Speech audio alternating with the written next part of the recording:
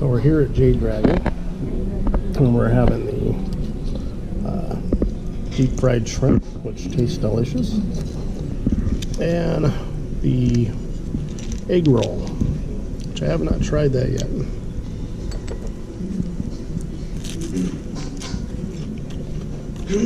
Looks pretty good.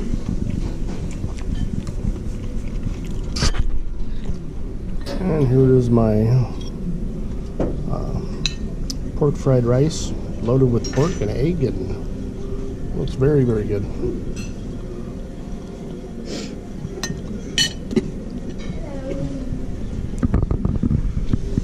That was really good.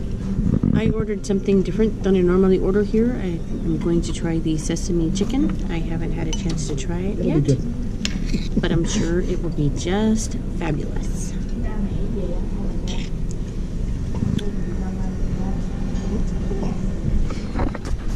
So what do you think of your...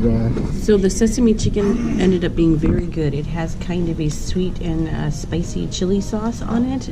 The spice doesn't really kind of hit you till the end, but it almost has a cross between, like I said, a sweet and sour chili or a sweet and spicy chili and maybe like a orange chicken type of flavor.